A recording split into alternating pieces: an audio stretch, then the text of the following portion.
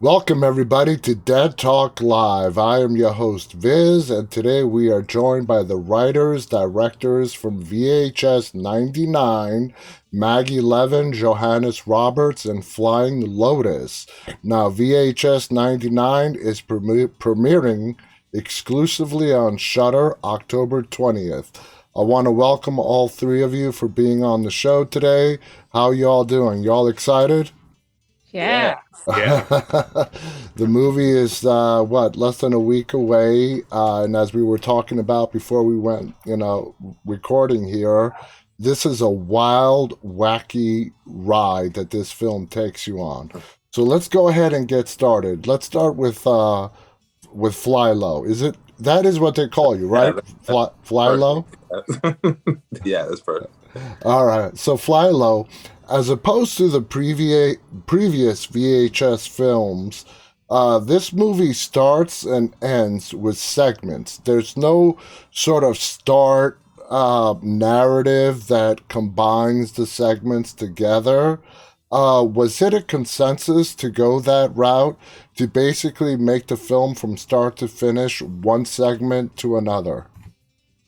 Um, there, there was in the beginning. I think the idea was to have, there be just the kind of tape over effect through the whole piece, and then I think near the near the editing of the whole thing, I think they got Tyler McIntyre to create some cool stop motion animations to throw in to kind of tie things together to his segment.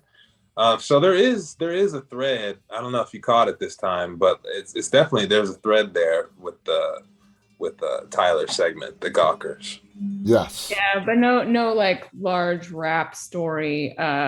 Just the presence of all our tapes on one tape that ultimately, lands at the Gawkers. Absolutely. Now, Johannes, suicide bid. Actually, before that, let's go with Maggie and Shredded.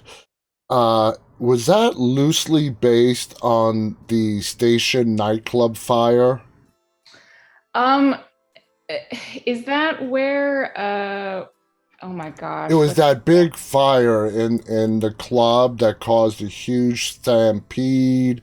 Quite a yes. people lost their lives, not because of the fire, but because of the stampede that Yes. ensued.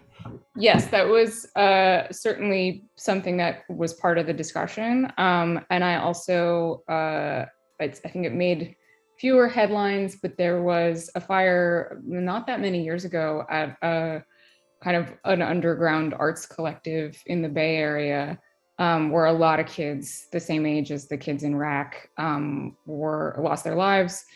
Super tragic, and obviously, I when you're dealing in the influence of real life tragedies on your horror movies, you have to tread lightly. So there's a lot of Hmm. other stuff mixed in there. But, of course, I couldn't make a movie about a burned down rock venue without thinking about those things. Exactly, because it has happened in real life. Now, Yes. Johannes, you did the bit suicide bid. Mhm. It has multiple examples of Christian imagery, the cross, the coffin, the necklaces. Was it your intentions to bring that all that imagery into the story? And if so, what was its meaning that you wanted to convey? Ha! Got to try and sound smart here. No, not at all. The university is it's set in Gatlin Christian University. Gatlin is the small town in Children of the Corn. And I was just having a bit of fun with that. So it wasn't really the cross in the coffin. Like it's all movies that I grew up with. So the cross in the coffin is Serpent in the Rainbow. So 90s movies or 80s, late 80s and 90s movies I grew up in.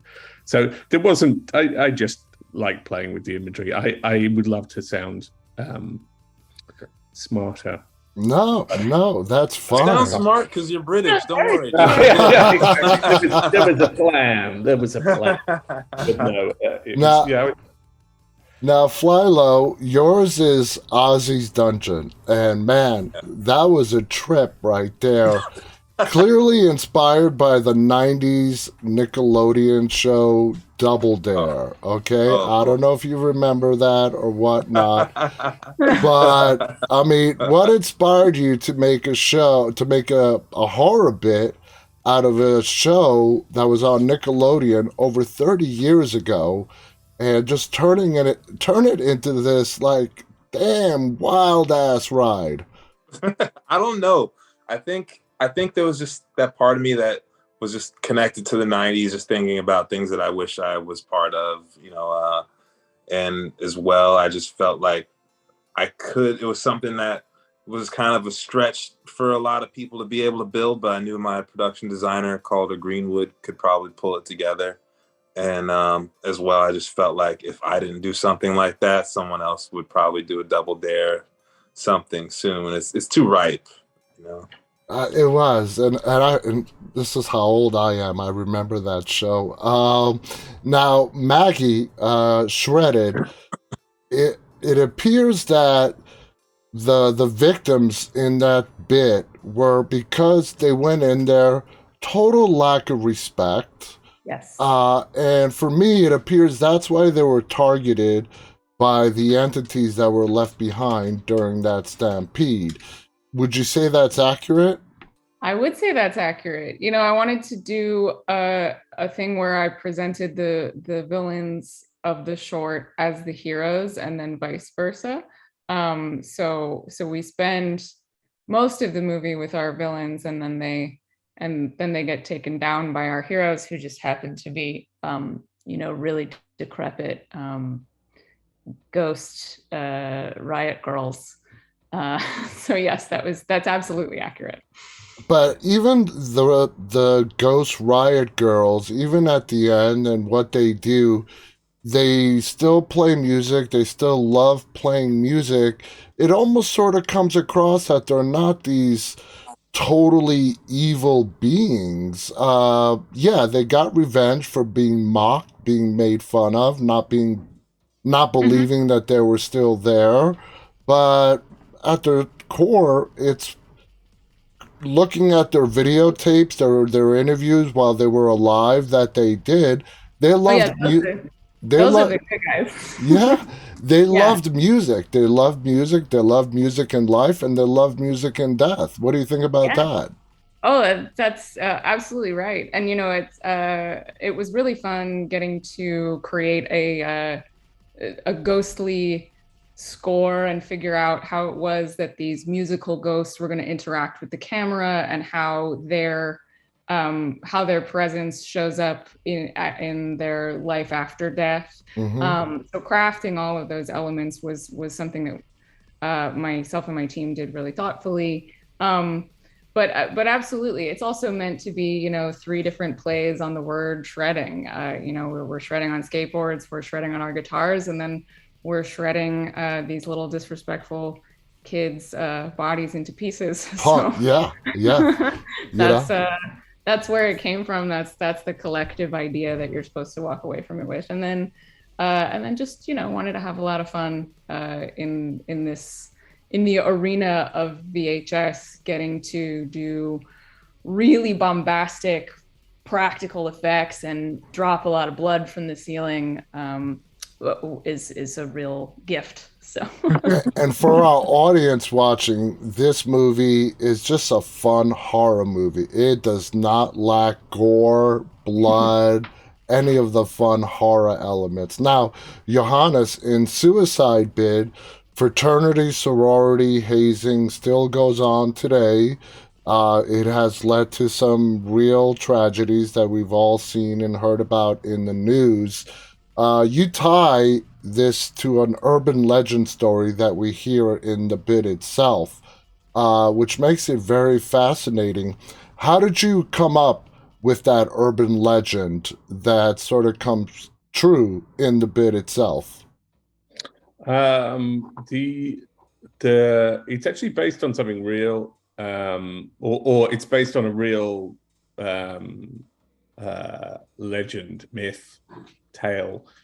Guillotine is wow, I've got to remember this now. It's been a while. I think it's Lithuanian. It's a Lithuanian legend. I don't know how I stumbled across it. I was just sort of researching coffins. When Josh asked me to do this, I wrote back to him and said, look, what if it's an idea of someone trapped in a coffin and you hear a knocking on the coffin lid? Mm-hmm. And I just liked that idea, and then I just started researching around it. And so there is this legend of Guillotine, and so it's sort of loosely based on that. I can't remember. Do you know what it is? It's okay. It's okay. I forget these things at my age, you know. But yeah. So it's a real thing. Now, the spider box that is given to the pledge who has to spend the night in the coffin just shows the cruelty of these sorority sisters who are trying to haze this new pledge. How did the actor who played the pledge react to having these spiders crawl all over her face, while you guys were shooting in that looked to be very small spot? Yeah, it was I can't say that she, loved it. But no, she was in for it. It was weird. I think the toughest bit was we were doing we had the spider lady Diane show us the spiders, and I'm pretty arachnophobic myself, so I was freaking out. And then at one point we were talking about she had done the Billie Eilish music video which has spiders, and she just picked up I said, how did you do the thing with the spider coming out of the mouth? And she picked up a tarantula and she just popped it in her mouth, and I was like, sweet Jesus. And said, okay, right, we're gonna have to try that in the movie. So we did that in the movie, with the whole guillotine thing, and we did 2 takes. But obviously it's been practiced before. I asked the guy, "Will you do it?" And he said, "Yeah, okay, I will." Stupidly, but then obviously he's got all the makeup on, and so when we did it, the spider, there was obviously the smell of glue and stuff around. So the spider, it didn't quite go the way it should have done. So the first take, he opened his mouth and the spider went the wrong way, and went backwards instead of out. Oh, so God! I was like, Christ! And then the second take, it came out, but it had then sort of shed its hairs into his mouth. So. His whole mouth. Oh no! His whole mouth went. What a horrible detail to describe. Yeah. So that was it. I asked to do a third take, but no one would give me a third take. I don't blame him. I don't blame him. No. Yeah. Now, Maggie, we're almost out of time, but I want to leave this question to you. So here you are, modern day world, and you're trying to shoot a film that is going to come across as being from a VHS tape. What kind of challenges does that present to you as a director? Many of them exciting ones. There is a kind of gleeful, joyous nostalgia to this entire movie, and certainly for my segment in particular, all of my department heads, my production designer Britt Keller, my costume designer Jenny Newman, my DP Alex Chunu, we were all really interested in nailing the era authenticity. Of course, that comes with some strange quirks. We shot on a Sony camera from the era that couldn't be monitored in any kind of regular way. So there are a lot of funny behind the scenes videos of me running behind my DP as he's skateboarding around with the kids. And I'm just trying not to trip him with the monitor wire. But the beauty of working in those old formats is they have a kind of a warmth and a specialness to them, and it was really exciting to nail it from a technical aspect, and that's something we tried really hard to do, and I think for me it was part of one of the biggest appeals of doing this piece in this time was to play with those old formats. I never would have guessed you actually used old equipment. I thought you used modern digital cameras, and then in post-production, everything was made to look like it was a VHS tape. So that's very impressive. We shot on 2 cameras to be safe, but the bulk of the film, with the exception of I think 2 specialty shots, was all on that late 90s Sony. Kudos to you guys. That was amazing. We're out of time. I want to thank you guys, Flying Lotus, Maggie Levin, Johannes Roberts. The movie again, guys, VHS 99, premiering exclusively on Shudder October 20th. Check it out. It's like an hour and 48 minutes, but it's a wild ride from start to finish. Thank you guys so much for coming on here and sharing your thoughts. Stay safe. I'm excited for the public to see this film. And everybody, thank you for tuning in. Until next time, stay safe and stay walking. Bye, everybody. Thanks. Oh.